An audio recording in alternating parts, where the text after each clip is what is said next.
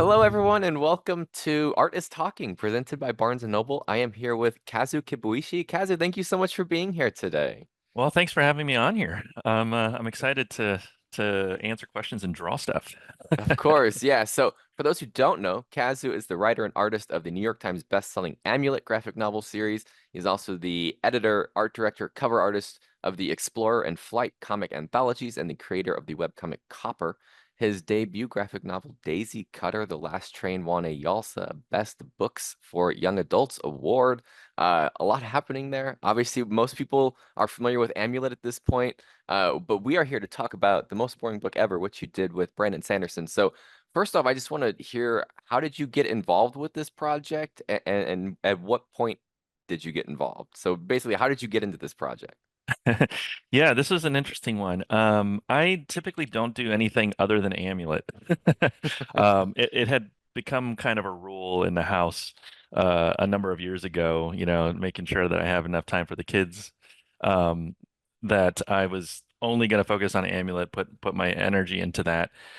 Um, and my agent knows this, and so very rarely do I get requests in that are not Amulet, and they always go through my agent, Judy Hansen. So Judy contacted me at one point and said, "Okay, I have this project that I think might be interesting for you to take a look at." She's like, "You don't have to do it, just take a look at what this project is. I'm going to send it to you because I think you might want to do this." And so I heard from her that Brandon Sanderson wanted to do a children's book, and and while I hadn't at that time read much of Brandon's work, my friends and family were huge fans of Brandon Sanderson. They were like, he was their favorite author. So I knew that, and I was really impressed with the way he carried himself in our industry. And I always felt like he's somebody that I could look up to in some sense, in the way that I don't know, he's a leader in our field. I think that about Dave Pilkey and Jeff Kinney, and J.K. Rowling, other people that have known or worked with. Um, and Brandon was on that list of people I would have always loved to have gotten to know. So when I got that request, I thought, okay, this should be an exception. I do want to work on something with Brandon. I didn't even know what it was, but Judy did send it. And if she's sending it, she knows it's good. And I read the script and I thought, wow, this fits me. All I have to do is draw the way I do and it would work. Um, and then when we got to work together, I found out that he had intended to have me do it, I guess from the start. So that's why it made sense. And it fit perfectly because Brandon really wanted it to be this way. And they waited for me because I had to finish Amulet 9 as well.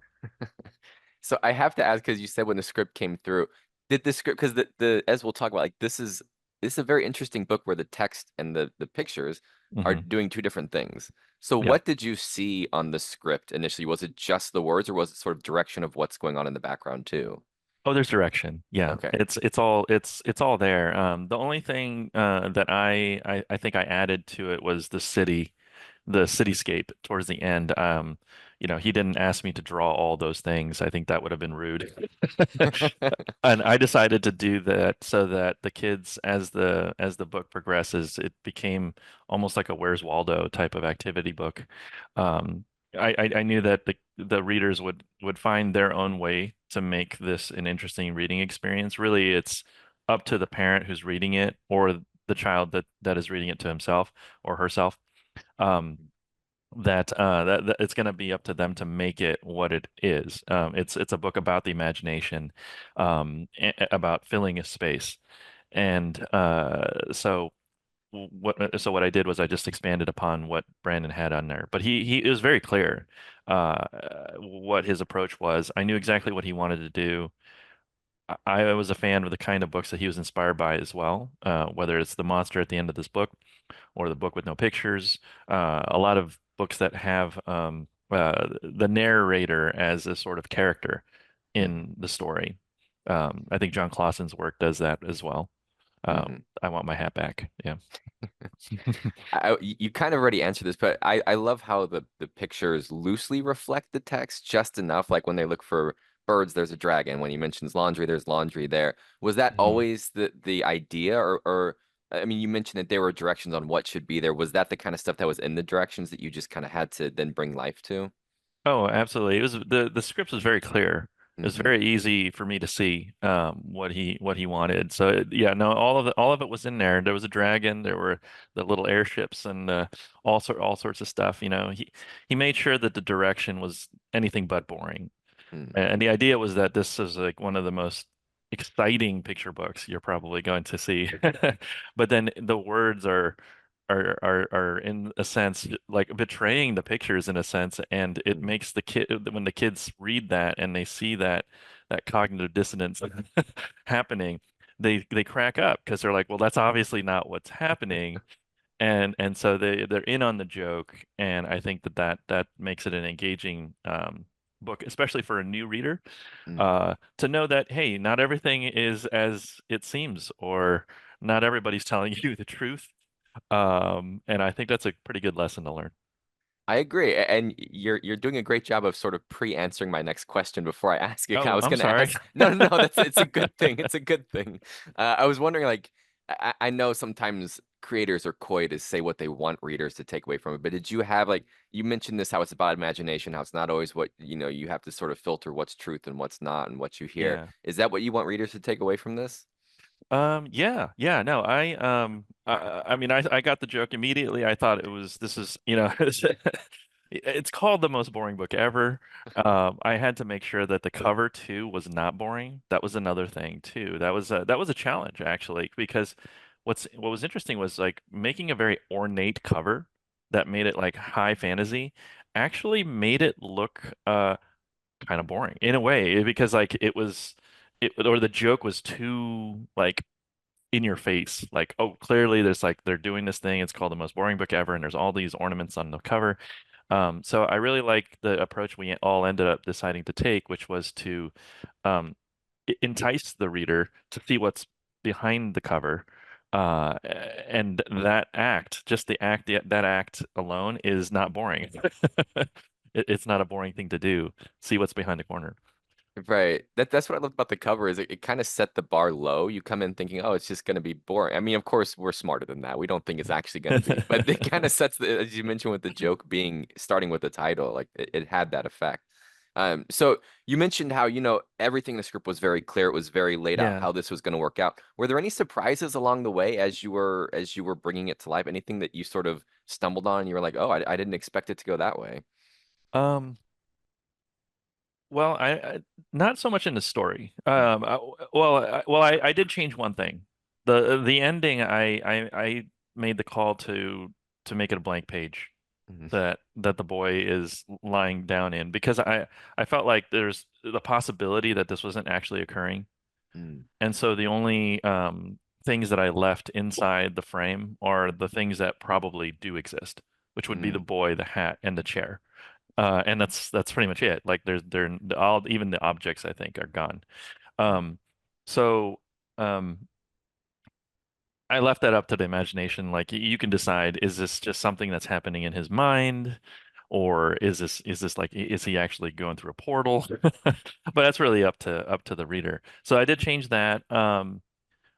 As far as surprises go, in the process of making this, for whatever reason, at the very start, I decided to ink this project, and I actually haven't used ink in a long time. It's been more than a decade that I've done everything in pencil for years and years and years. Amulet is all penciled, and for this one, I started using an ink nib, just an ink pen that I dip into an inkwell, and I really liked the look of it, and I enjoyed it, and I just sort of just kept rolling.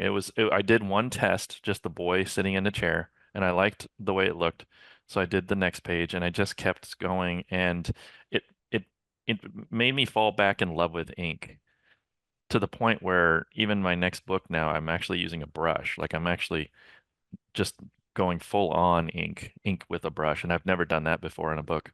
Mm. So that was the biggest surprise, was that I changed my process for nearly all my work now uh, because of this book. So I'm thankful that I had a chance to see what that would be like in a smaller stage than my usual one. That's fascinating. And speaking of the boy in the chair, I wonder if we could now switch over to watching you draw Oh yeah. and starting. So if you want to go ahead and share screen, All right. Let's see. Let's share this screen. Share and Photoshop. Okay. I'm gonna Yes. ask if you can draw the boy in the chair and make it like really boring, like you did All with the right. opening Let's pages. see. Let's draw the boy. I typically don't draw digitally. I know a lot of my colleagues do, and they do a good job. I don't do a great job with this, but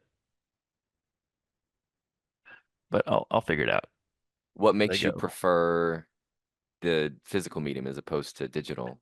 Um, I I don't know when I'm drawing digitally, I feel like I'm ice skating. It doesn't feel um like I'm in a virtual space when I do it. Hmm. And so there's something that's really taxing on my brain when I do it. Whereas when I'm drawing on paper, it's very cathartic. Like what I have in my head is actually going to exist. It's like it's showing up uh on the paper. It is now physically real. Um, and I think that that is like that's something that I don't get doing it digitally until I'm done with the project because Mm. until it's like printed, it's not physically real. I don't know. I think maybe I'm overanalyzing this. No, Um, that logic checks out. It makes a does lot that of make sense, sense? actually. Yeah. Okay. Yeah. So like I like that sense of catharsis. There's like a part of me that kind of wishes like I'd like to just work in a restaurant or something and just run the kitchen. Just because then, like you could see the product that you're creating being enjoyed by people. And it's like you exist, you Mm. know. And when you make stuff like art and things like that, I always feel like the audience is the final is really the final collaborator, right? And so nothing is really done until the audience finds the work, Hmm. in my opinion. So um, I don't get that catharsis that I would get when I'm working at like a pizza shop or something. Sure. No, that makes sense. Yeah, and I do, I kind of do wish if I had that, I think I would get more work done, honestly. Because I just go to work and be like, oh yeah, these people they want to eat a pizza slice or they want something, they want bread, or whatever it is I'm creating, and then I just go and make it. It's like when I make uh my daughter's like school lunch in the morning, Mm. you know, it's there's a purpose and it's Hmm. it's complete by the end of it. Yeah, but when you're doing art like this and doing it digitally, there's something that just feels like it's incomplete. Mm. Very So I don't know. interesting. Yeah, I don't know. It's not my, yeah, especially in the age of AI. I think people don't want so much AI in their Yes. art. Like I think I don't like it. Like I could tell when AI has done the work Hmm. now. Like AI has a style where everything's Yes. just weirdly smooth and there's too many fingers and all sorts of stuff going on. And I feel like it's one of the reasons why I'm like doing less digital. Like I want Mm. to go with an ink brush because it feels like a human being did it. And I think people would want that. Yeah. No, that makes total sense. I think you're right about the wanting less AI in art, and it has its own style, and yeah, this is that all makes sense. So with the design of this of the boy and the chair for that matter, because Oh the yeah, the chair has chair. very Yeah. defined characteristics. So like with coming to find their look, were there other iterations of them, or was this kind of always the combination, speaking of the boy and the chair, that you had in mind? Um, yeah, the chair hadn't changed too much. The direction was pretty clear. Um, and uh I had designed the chair pretty much the first design I had is the chair that we have. It's just a simple chair, really, Mm-hmm. with just some with these horns because they're actually in the script. Mm-hmm. Um, and I, what changed was I think maybe the size of it. It was like Mm-hmm. more throne-like, and it became more chair-like during the process. Um, because he was having to. It's his airship, right? It's his like Mm-hmm. airplane. Um, and so it took a while to figure out the scale of it. So it wasn't like this giant throne. Um, but yeah, the chair didn't change that much. The boy changed a couple times. He was smaller for a little bit, like a much younger boy. Mm. Um, I think, but well, actually, no, he was old. He was like the age he is now, and then I think there was an editorial note to like age him down, and then Brandon wanted him aged back up. Mm. And I think that's because a lot of the readers would actually be older though too for this book. Sure. It's a kind of a unique book in that way. It's not your typical audience. I told myself not to hyperfixate on the chair too much, but I have to ask again about the chair just because I felt like the chair was Yeah, such yeah, a, yeah. especially with the horns, like I feel like it plays such an interesting role in the story of differentiating between if this is real or if it's not, because the chair is actually pretty exciting as far as chairs go. Oh, Like, uh-huh. so I didn't know if that felt like an intentional detail of this chair being, and maybe I'm just hyperfixating on something that's a non-factor, but I found it such No, an no. interesting Yeah. component to the story. Yeah, I mean it takes up a lot of real estate in Hmm. this book. And so yeah, I think it's really it's a good note. Um I try not to think about it too much. Like when I design characters or objects and stuff, I try to keep it simple Hmm. because you got to draw it over and over again, and it does change during the process of making the thing. And so I let the book itself, whether it's this or Amulet, sort of determine what the final look is going to be. Hmm. Um, in the case of the chair, I would have to draw it in so many different angles. Um, yeah, I had to keep it relatively simple.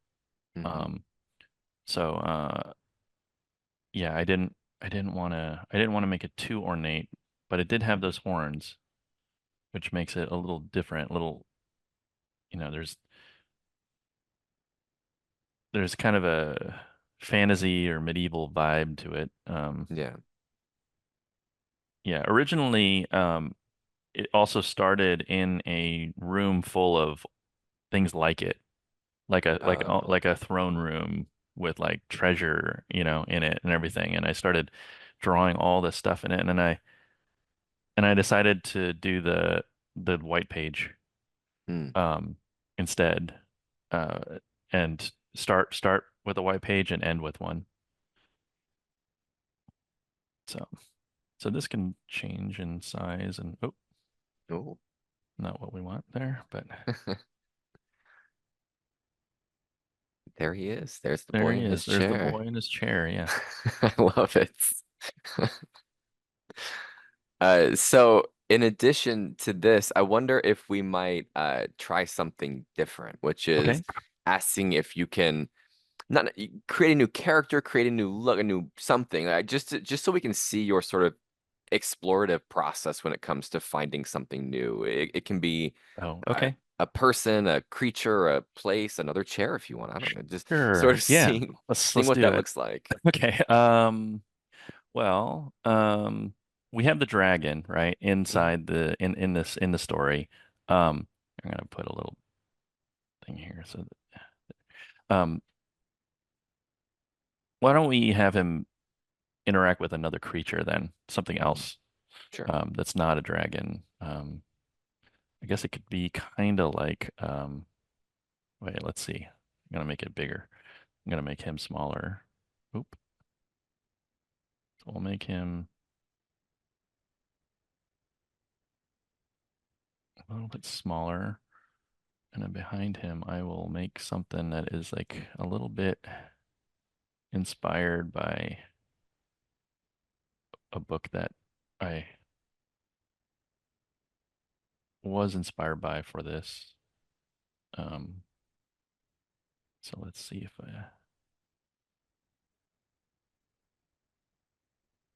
I'll make something like a giant troll.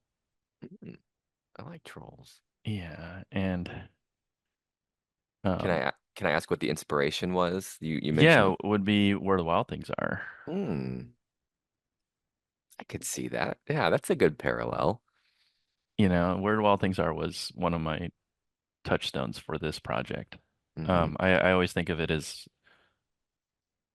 the classic artistic picture book. Sure. It's like sad, complex. There's a lot going on in that book. Oh And yeah. um and I think there's many reasons why it's a classic. And it feels fresh. Even Mhm. today, just when I see it, I don't, it's better than so many new things. Yeah, You it know? definitely embodies the timeless adjective. I think we throw that around sometimes, but that one that's truly timeless. Yeah. And it's one of those like, I think it's just happens, It's not Mhm. like a book that you go out and try to make. Mm. Um like I feel like Maurice Sendak just channeled it in a way and it makes it a classic.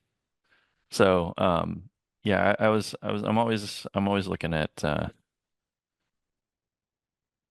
um classic representations of each format. The other books that I thought of, would be Dr. Seuss and Mhm. Richard Scarry. Um, let me see. Hmm. So I noticed as you were making the mouth of the troll, it took a few.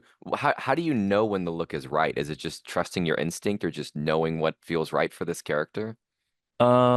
Yeah, yeah, it's a lot of times, yeah, I like to say that I'm looking for like a happy accident somewhere. I'm not really, I basically just put stuff out there that looks somewhat like what I imagine and then hope that I land it. And if I do, then it becomes the thing. And then people credit me with this accident that I've created. That's kind of the process for all of my work, and this is the writing phase as well. Mhm. Um, if you just go in with a particular design, what you want to do with everything, it never works out. Almost never works out. I love that. Yeah, and so I know that going in that I'm not as good as I want to be, and that's for everybody's going to be like that. There's nobody is as good as they want to be, and hope to be. So so I have to just throw stuff at a board and hope that things start looking like the thing that I hoped for. And, and so that's what I do with a lot of these lines as well. I'm just like, okay, is this gonna get me where I need to go? What's the anatomy like? I'm thinking about lots of little things, but mostly I'm just spitballing and hoping that I hoping that I find something that looks good.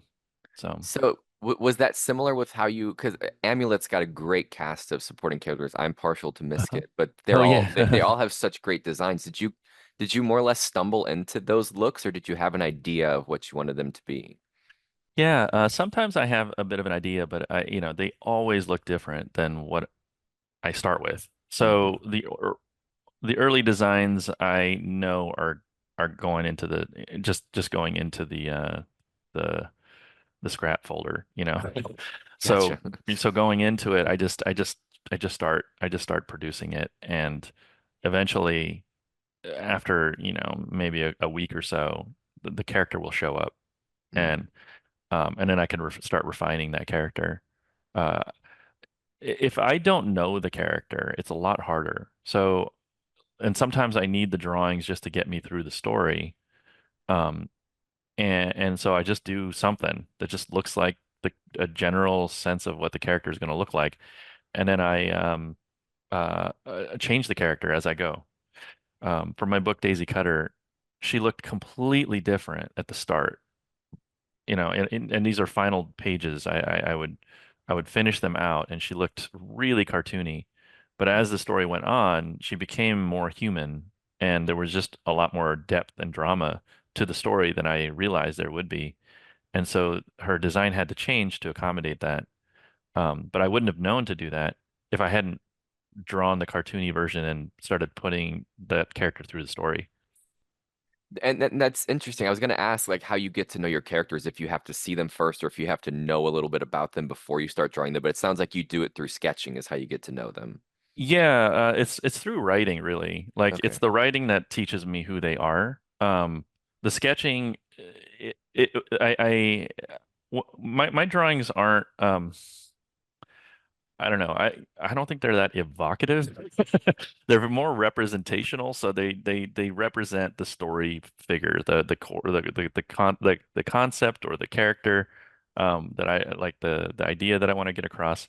It's pretty well rendered out. Like this is the feeling, and the only way I can do that is through get the writing down. Mm, And so, yeah, like I said, I often have a stand-in for the character until I know who they are, and then go back and change everything. But it's almost never the drawings for the characters that actually inform the story. mm. Almost never. Um, but the places where they would go and the side characters they may meet could could be informed by the design. So looking at this troll as an example, so let's say you were going to tell his story. Would next steps for you be to sort of figure out what he's all about instead of sketching him more? Yeah, probably. Yeah, I mean, I would start thinking about the character as I'm drawing more versions of him. So the next 5 or 6 drawings of this character are going to look progressively better, or his character will be progressively more clear. Um, So yeah, I just between this drawing of him and then the next one I do, I will think about why did I draw that guy? And what's he about? Is he somebody that I want in the story? Is he somebody we're going to keep in there? I don't know. And yeah, and then so then like is he going to be bigger? Is this the right size? I start thinking about all that stuff. Hmm. Um, but No, that's sorry, go ahead. yeah, but like for the main characters, I wouldn't do that. Mhm. This has been fascinating to see. I'm already in love with this troll, and we've only just met him. So I hope he'll appear again at some point in the future. Oh yeah, yeah, maybe, yeah, maybe Brandon will do something here. Maybe I'll talk to him next time and see what he thinks. Maybe this is the start of something even more boring. The extra most boring book in the world, or the Yeah, next most boring book. Uh, oh, this is awesome to see. yeah. So there's that, and then to color the characters, I would do that on a separate like a separate layer. mhm. So let's just guess we can start with the troll.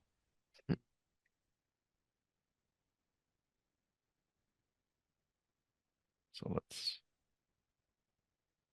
So you said you normally do color on Photoshop, yeah? Yeah, so what you're seeing now is what I would typically do for drawings that are done on paper and not done digitally. Although the case cover artwork with the dragon underneath the book um underneath the what do you call it, the jacket. Yeah. Yeah, he that was actually done all digitally because I was on the road. I was Mm. visiting family. and I didn't have access to a scanner or paper or ink. Not the kind of paper and ink I need for inking. So I had it, and I had it very little time to do it. So, so I went ahead and did that digitally, and that's one of those rare occasions where that happens, and it looks I, fine. I was gonna say I think it turned out rather well. It's it, it Yeah, definitely it's definitely the entry point that people need for this book. yeah, that worked out. So that was good. Let me see here. I'm just gonna choose another random color here um for the boy and his chair. Do you have a favorite part in the process? Like from the penciling, the conception stages to coloring, is there a part that you enjoy more than others? Um, Actually, no. I like all the stages. If I think that's why I do this. Because I can wear multiple hats.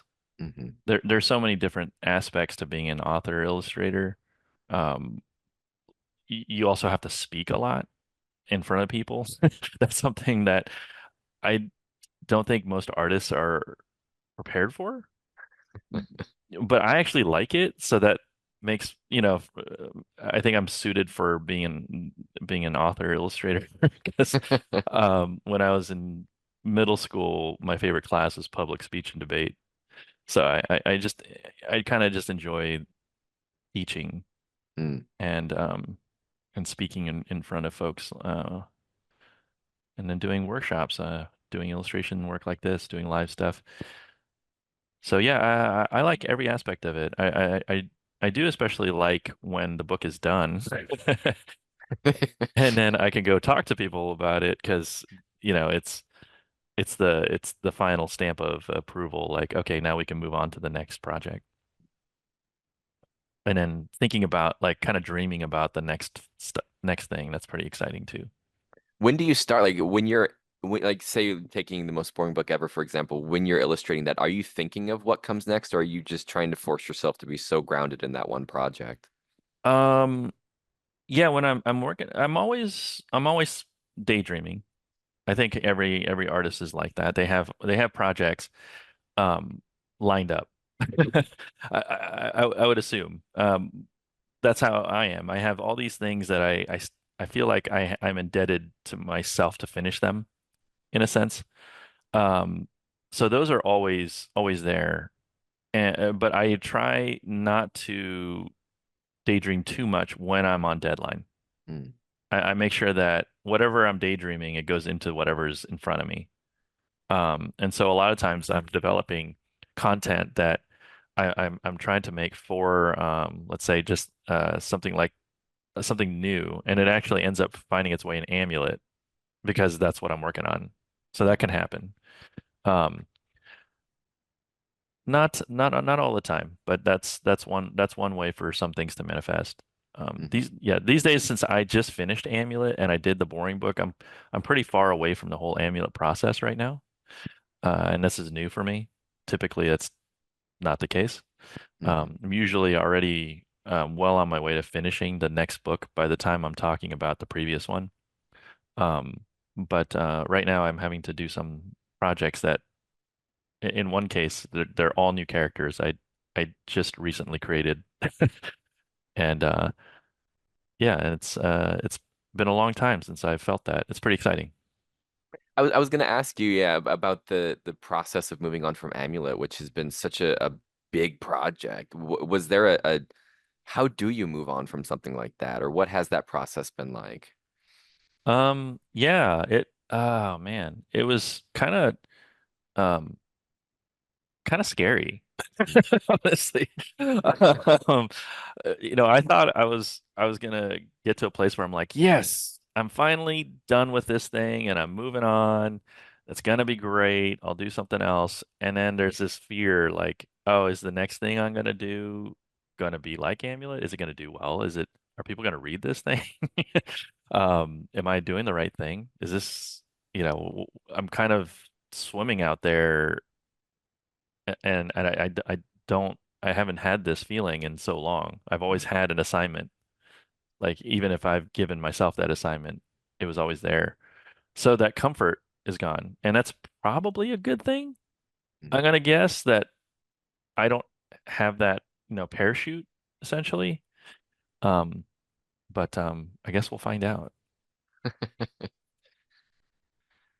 But Amulet, I have some stuff going on with Amulet. There's more to it than what exists, and I'm starting to dedicate a lot of time to those projects that are Amulet related.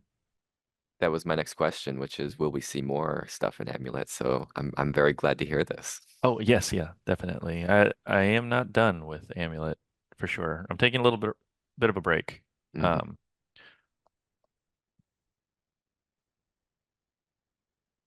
but yeah, my kids are also at an age where they can wash dishes and kind of take care of themselves a little bit, or they don't want me like always hanging out like hovering over them. So, so I'm getting more time to That do work. makes a big difference. It does. It's a different world. My son's in high school. He's a man. That's He's right. yeah, and he's a helper. He's just a good dude. And Hmm.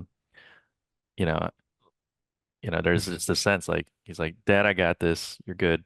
I'm like, all right, then I guess I go back to doing this. Was that like during the Amulet creation process, were you sharing it with your kids? Were you like, Oh yeah, did, yeah, did yeah.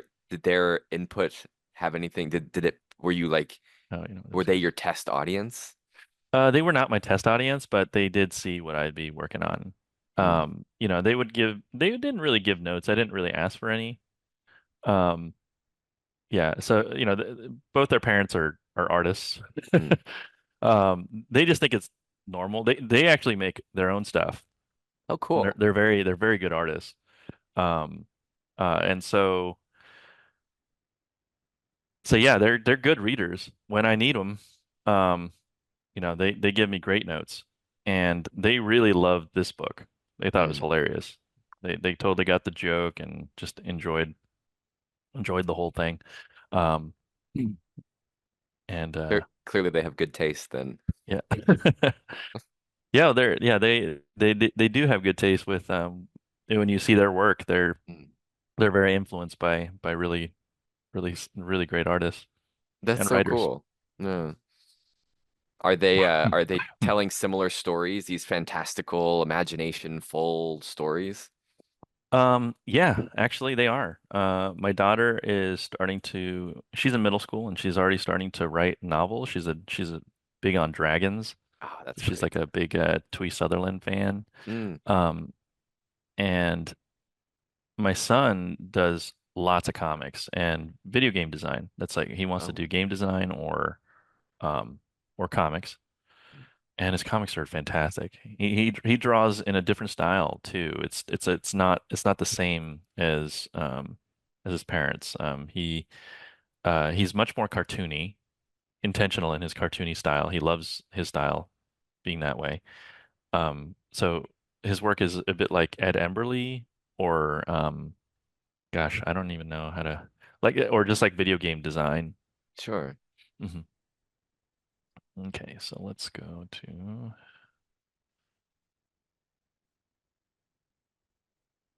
he doesn't draw anything like me. Okay. Yeah. He's way more of a designer. His stuff is simple and cute, like super appealing. Um, yeah, it's really impressive. Do you, so obviously you've created a lot of characters in Amulet and beyond. Do you have a favorite character? And if that's too difficult, do you have a favorite character you have designed that you think the design is just the best look of a character you've made? Oh, that's a pretty good question, actually. Who's a good design? I do like Emily quite a bit because her costume it all represents her emotion. Mm, So she's a really easy character for me to draw in a moment because the way that her um the way her hair moves hmm. or her cape um and just her general facial expressions um I have so many tools to emote. She's like this like super emoji and I think it gets the readers on board with her feelings in a way that I can't do with, say, Misket. Yeah, Hmm. he's a lot he's very simple. So um, it's a very very different. Here, I'll just do the whole thing this color. Um, yeah. So she's a good design. I really I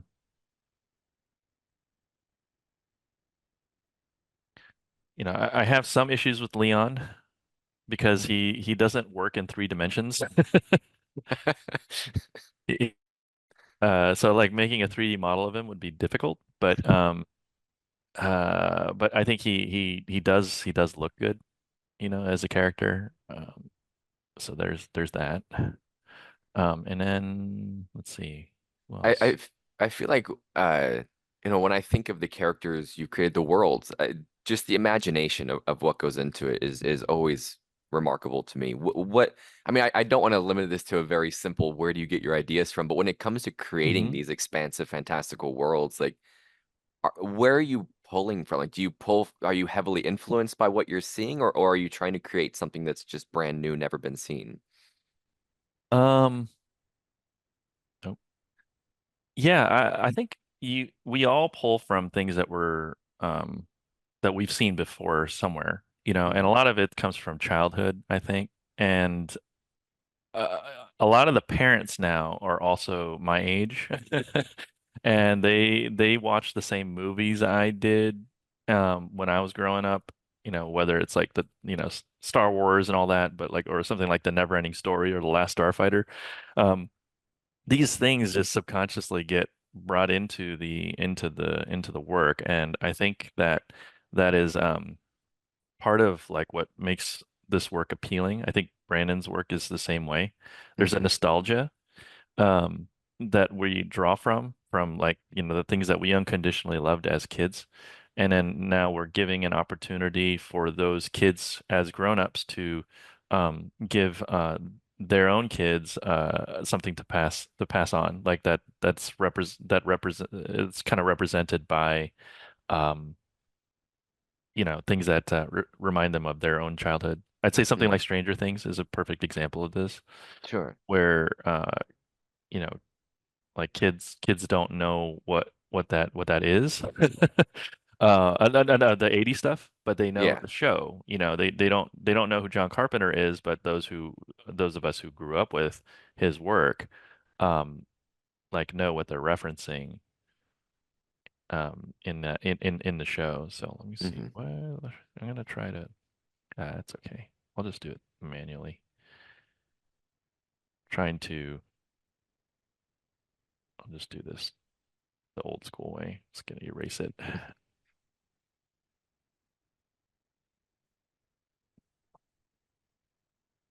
Okay.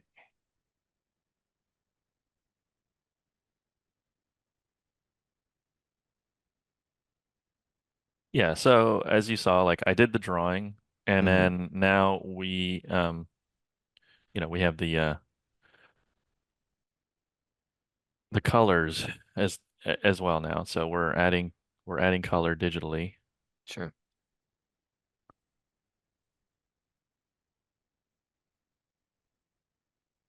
And so now we have like kind of the flat colors. Hmm. And from here, I'm going to lock up all the flat pieces. So we'll call this troll. We'll call this boy in chair. We'll do this as troll line work. And is this similar to like when you're actually in there designing the finished pages, this kind of this a similar process that you go through? Oh yeah, yeah, this is it. This is the process that most of us go through when we Hmm. make these comics and illustrations digitally. Hmm. It'll generally look like this, these kind of layers and all that. All right, so now I have the flat colors, and that looks pretty good by itself. It sure But does. but we can what we can now do is gonna lock the transparency on this image, and what that's gonna allow me to do is just do artwork on just that layer. Um, Let me see. So here I'll show you just to get a sense of what I'm talking about. Mhm. You'll see like when I Oh, when that's I go cool. right over it, only that layer is going to be affected when I select it, Hmm. and all these colors are now kind of trapped into that character set here. So what I do from there is I have this is actually my set of amulet tools that I've developed over the many years of working on Amulet. I'm just going to use the Amulet tools here.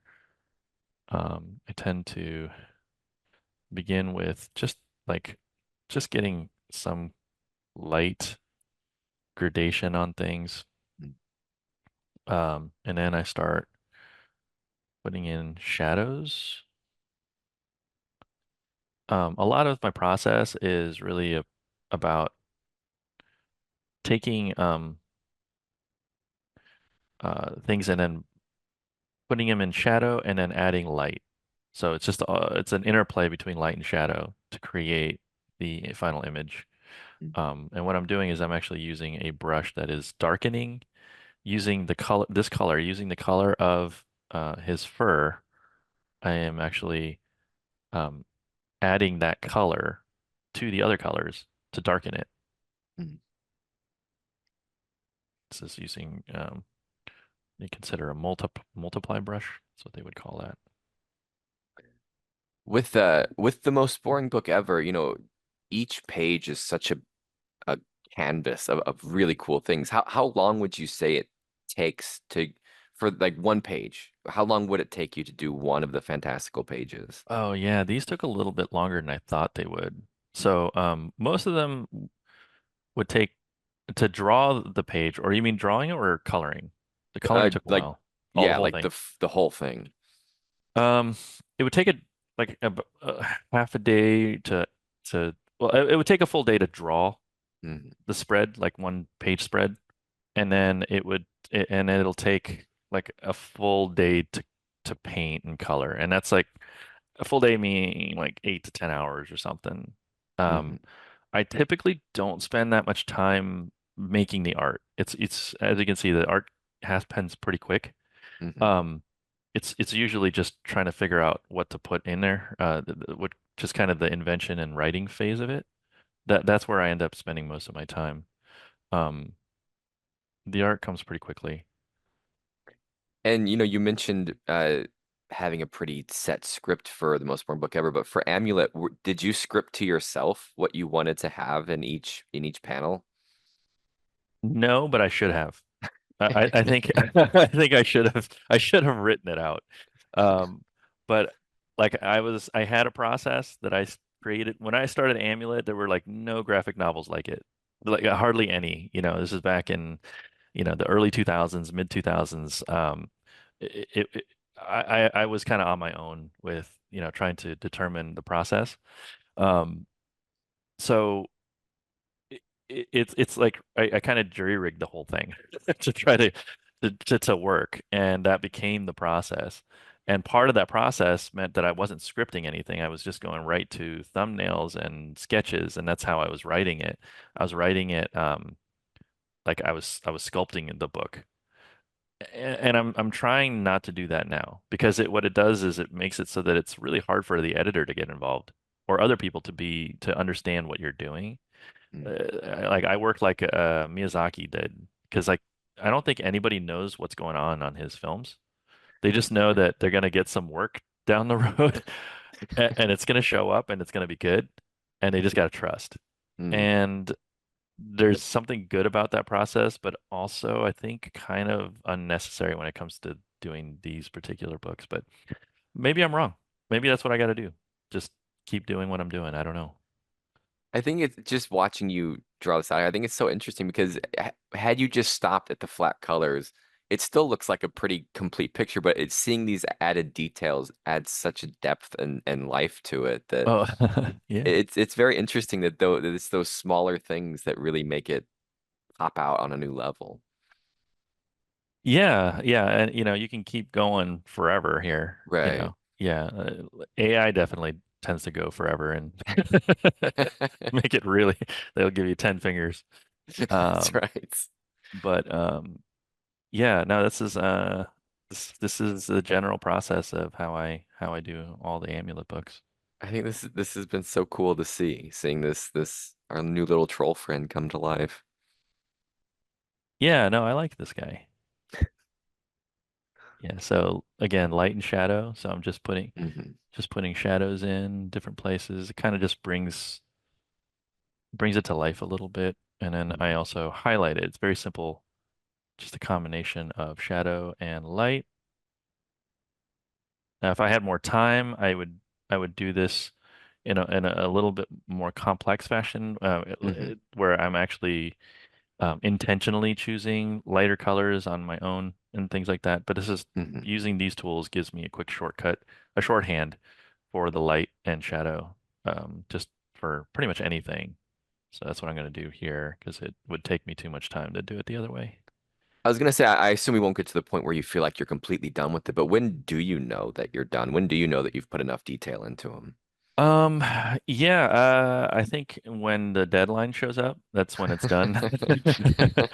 But no, I'll know. I try not to go too far with it because like I was saying before, the final collaborator on this project is the audience, and I don't like as an audience member myself, I don't like it when people do too much of the art for me. I want to finish it out, you know.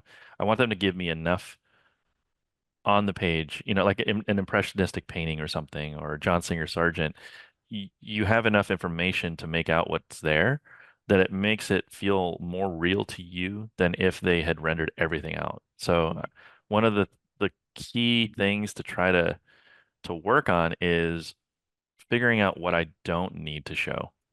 And then I'll stop when I feel like I've hit that particular spot. And you know what? I'm actually pretty close to done here. What I'm Mhm. gonna do is um, I'll just add like just a light cast shadow.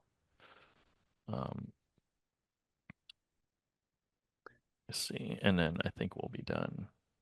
And speaking of like the process with Amulet, I'm gonna be a little nitpicky with the question here, but like with smaller panels where you don't see as much, do you still blow it up this big to make sure you get those details in there, or do you have a little more leeway with smaller panels? Oh no, yeah, the small panels are really detailed actually. Hmm. So if you went closely, looked at it very closely on the file, then you would notice that yeah, they're just as detailed as anything else. Hmm. Um, yeah, it's not so much the size of the panel, I think, that determines detail work. It's like how much of it is implied is really it. Like say if these characters were sitting in the fog, there would be less detail. Sure.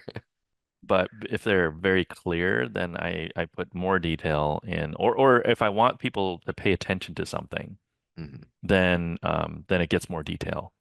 If I want people to stop looking at it, then I'll soften the detail. Sure. No, that makes sense. Hmm. So I think we're just about done here. It's just like so we got, you know, new This is image. so cool. Yeah.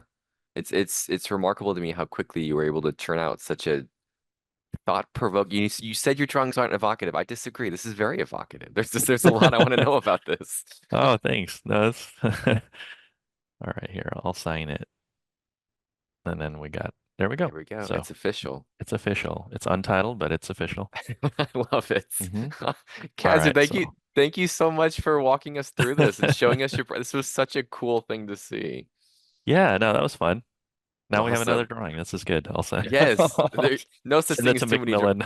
There we go. Yes, it needs to be framed in their office. Yeah, give it to Barnes and Noble. It could be a Barnes and Noble Yes, thing. we need more art around here. You just put it on the wall over here. Next time you're on, it'll be in the background. All right, awesome. Well, I won't take any more time. Thank you so much for being here. I really appreciate you taking the time to do this. And yeah, Yeah. for all of our listeners, if you haven't yet, The Most Boring Book Ever is really remarkable. It's so much fun. It's such an entertaining book on many levels. So go check it out. And again, Kazu, thank you so much for being here. Oh, you're welcome. Thanks for having me on. That's great. Of I had a fun course. time.